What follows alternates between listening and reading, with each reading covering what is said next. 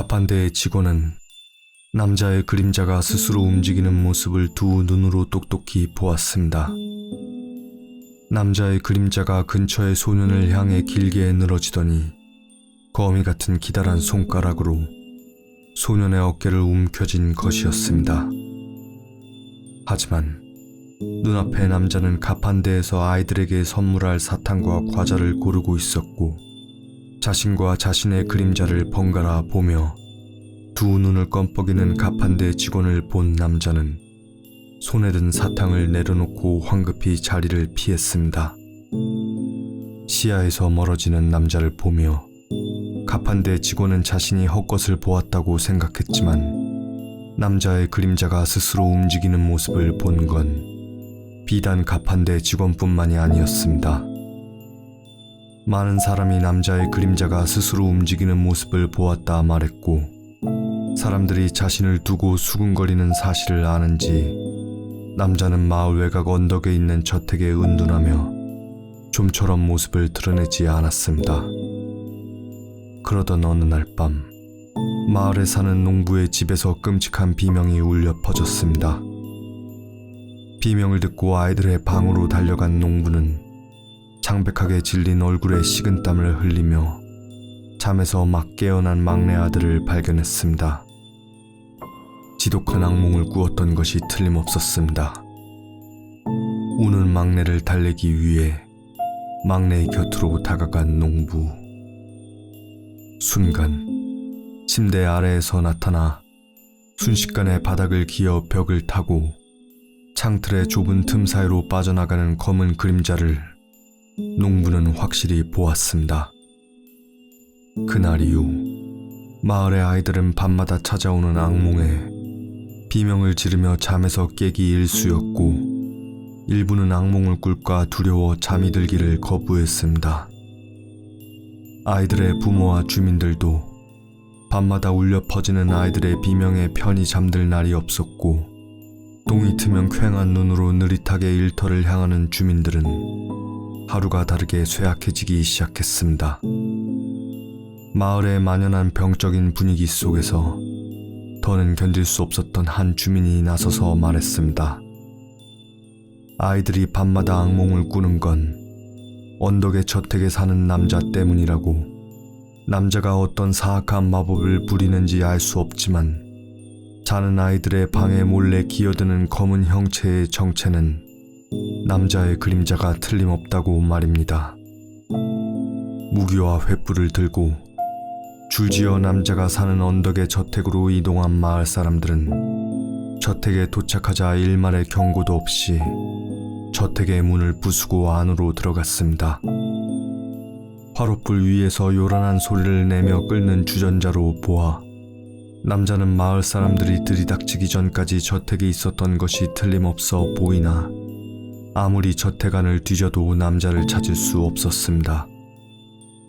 그런 와중에 남자의 옷장 뒤편에 숨겨져 있던 물건들을 발견했으니 그것은 피로 얼룩이진 어린아이들의 옷과 신발이었습니다.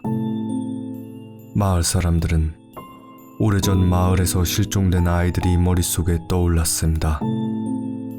하지만 사건이 일어난 이후 더는 아이들이 사라지지 않았기에 모두 아이들이 멀리 나갔다가 사고를 당한 거라 생각했건만 그렇습니다. 사건 이후에도 자신의 추악한 욕망을 주체하기 힘들었던 남자. 남자의 그림자가 그의 욕망을 대신한 걸까?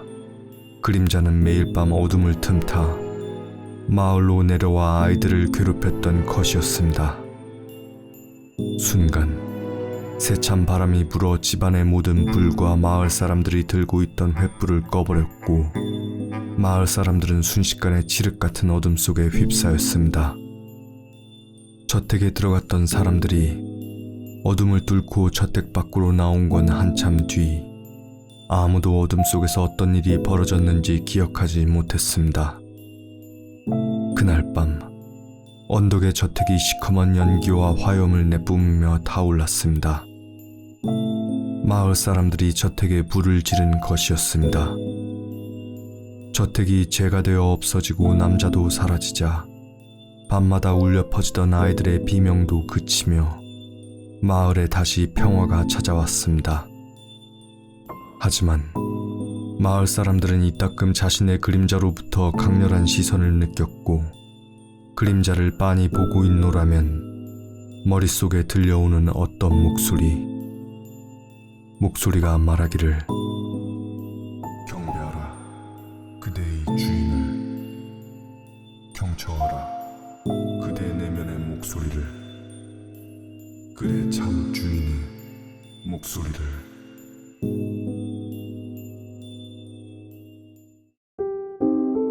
안녕하세요, 바젤입니다. 마지막으로 업데이트를 한 지 3주가 지났습니다. 원래 계획대로라면 저번 주 화요일이나 수요일날 업데이트를 했어야 했는데요. 아이디어가 나오지 않아 고생한 것도 있지만 무엇보다도 코엑스에서 열린 서울국제도서전에 간 것이 업데이트가 늦은 가장 큰 이유라고 변명을 해보겠습니다. 저번 주 초에 서울국제도서전이 열린다는 소식을 기사로 읽었을 때 제 머릿속에 어떤 생각이 떠올랐는데요. 만약 제가 제 이야기들을 프린트해서 도서전에 참여한 출판사에 투고를 해보면 어떨까 생각했습니다. 제가 쓴 이야기들 중 22개를 뽑아서 근처 프린트 가게에서 제본을 했고 도서전 2일차에 가서 3곳의 출판사에 투고를 했습니다. 제 원고를 안 받으려 하면 어떻게 하지 하는 걱정과는 반대로 모두 흔쾌히 원고를 받아주셨습니다.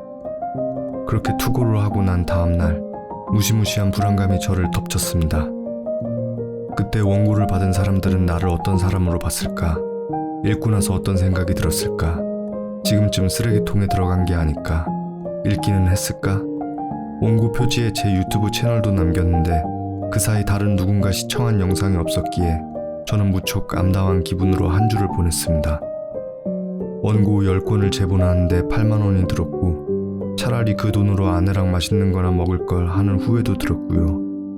남은 원고 7권 중 1권은 부모님에게 드렸고 2권은 할아버지와 삼촌에게 드릴 예정입니다. 그러고도 4권이 남는데요. 어디 놓을 자리도 없기에 시외에 사는 동생한테가 동생네 마당에서 고기 구워 먹으며 땔감으로 쓸 계획입니다. 제 이야기로 구운 고기는 어떤 맛이 날까요? 이번 이야기의 소재는 그림자입니다. 우리가 흔히 그림자라고 하면 떠오르는 것이 또 다른 자아와 빛이 만들어내는 어둠인데요.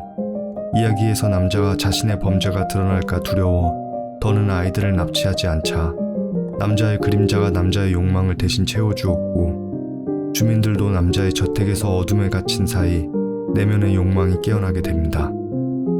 이와 같이 저는 그림자를 또 다른 자아가 아닌 내면의 어두운 욕망으로 표현했고 결국 내면의 욕망은 육신을 떠나 욕망을 충족하려 합니다. 다소 황당한 이야기이기는 하지만 꼭 그림자를 소재로 이야기를 써보고 싶었기에 억지로 이야기를 밀어붙인 감이 있습니다. 음악에 대해 이야기하자면 아이들이 악몽을 꾸는 장면에 맞춰 음악을 만들었습니다. 아이들이 악몽을 꾸는 설정은 영화 나이트메어가 떠오르는데요. 제 기억으로는 나이트메어의 음악에서 실로폰 연주가 있었던 것 같아 배경에 실로폰을 깔고 나머지는 늘 그렇듯이 피아노와 약간의 현악기를 사용했습니다. 대부분 제 이야기의 음악은 감상적인 느낌이 드는데 반해 이번에는 이야기 분위기에 맞추려고 노력했습니다. 아무튼 최근 일주일 동안 무척 우울한 기분으로 하루하루를 보냈는데요. 난생 처음으로 투고를 한 거라 잘 될 거라 기대는 안 했지만 아무 반응이 없다 보니 속상하기는 합니다. 다 때려치고 그냥 게임이나 할까, 영화도 보고 만화책도 읽고 놀러도 다니고 별 생각을 다 해봤습니다.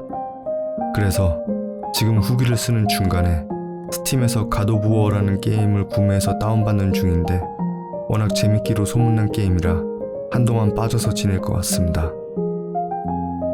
그럼 저는 이만 게임하러 가봐야겠습니다. 제 이야기를 들어주신 여러분께 진심으로 감사하다는 말씀 드리며 다음 이야기에서 뵙겠습니다. 감사합니다.